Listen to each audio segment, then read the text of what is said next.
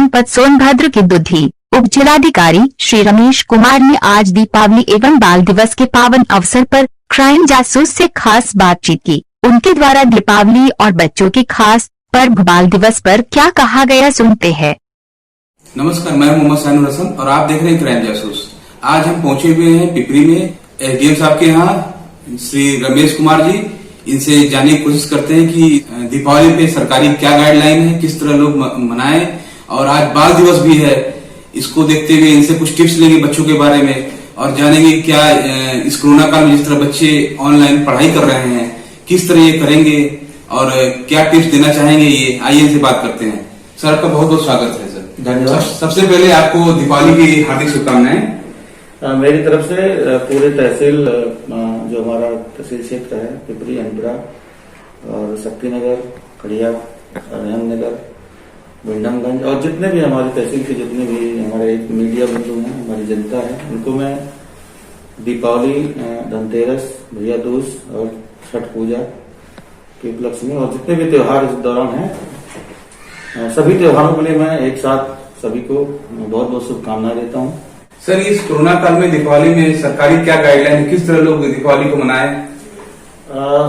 9 अक्टूबर 2020 को ही शासन स्तर से त्योहारों को मनाने के संबंध में गाइडलाइन जारी की गई थी और उसके बाद हम लोगों ने प्रयास रहा है कि दशहरा और उसके बाद 12 फात और सारे जितने त्योहार इस दौरान पड़े हैं उसको हम लोग उसी गाइडलाइन के हिसाब से संपन्न करा रहे हैं।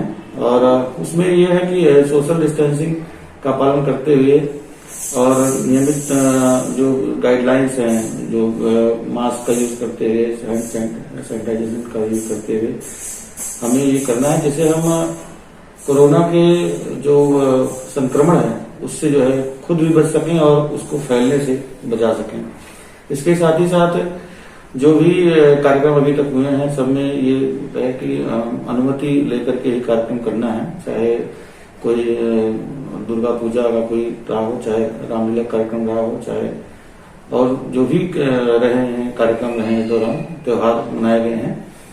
तो जनपद स्तर से भी ये निर्देश हैं और शासन स्तर से भी निर्देश हैं कि सभी त्योहारों में जो भी कार्यक्रम किए जा रहे हैं, जहां पर गैदरिंग होना है, जहां पर लोग इकट्ठा होते हैं, वहां पे लोग जो है एक अनुमति ले लें। अनुमति लेने से क्या होता है कि एक तो हमें पता होता है कि वहां पे क्या गैदरिंग होना है, उस तरह से हम अपने कर्मियों को, जो पुलिस कर्मी है और प्लस अपने राजस्व कर्मी है, एलआईयू है हमारा, वहां पे हम लोग ड्यूटी लगाते हैं।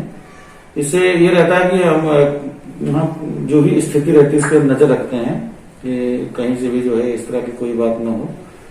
और दूसरा, एक जन जागरूकता का भी हम लोगों का प्रयास रहता है। हम लोग जागरूक भी करते रहते हैं विभिन्न माध्यमों से कि कोरोना के लिए खतरा अभी टला नहीं है। अभी देख रहे हैं लोग बहुत कैजुअल लेने लगे हैं, हम लोग आप देखते होंगे, लेकिन उसकी जरूरत है हमें। हम लोगों से यही फील करते हैं कि इस कोरोना को भी इतना कैजुअल लेने की जरूरत नहीं है और हमें सावधानी ही इसका बचाव है और हमें बेहतर रूप से सावधान रह करके और जो इसके मेजर्स हैं, prevention is better than cure, और यहाँ पे प्रिवेंशन ही एक क्योर है।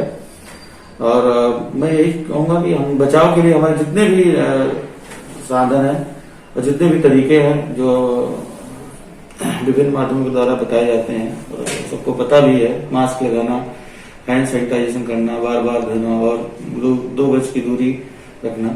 तो अगर इन सब हम उपायों को अगर करेंगे तो निश्चित रूप से हम लोग कोरोना जैसी महामारी से बचने में सक्षम रहेंगे और खुद भी बचे रहेंगे और अपने दूसरे लोगों को भी, अपने परिवार, अपने समाज को भी इससे सुरक्षित रख सकते हैं। सर, आज बाल दिवस है, इस अवसर पे आप बच्चों को संदेश देना चाहेंगे?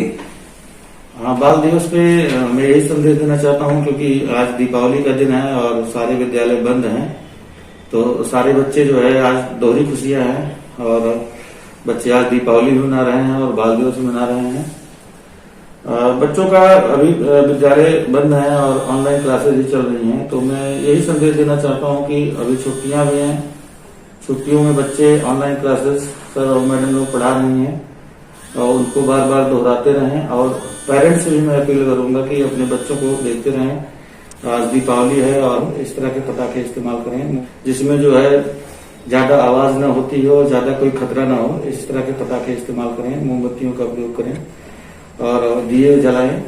और बाल दिवस के उपलक्ष्य में ही कहूंगा कि निश्चित रूप से ये बच्चों का त्योहार है, और अगर स्कूल खुला होता तो निश्चित रूप से विद्यालयों में कार्यक्रम होते और वो नहीं कर पा रहे हैं बच्चे।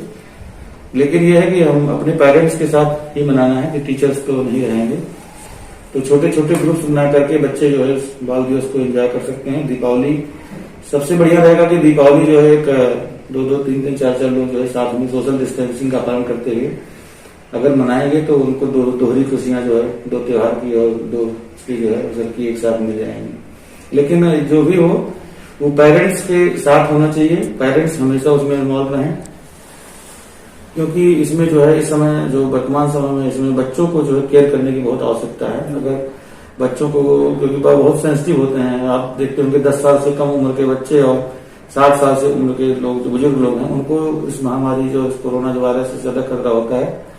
तो कोरोना कोविड-19 को देखते हुए और जो भी चीजें हैं उसको हम उस तरह से करें। हमें ये सारे त्योहार ये सब मना रहे हैं, तो हमारा यही संदेश है कि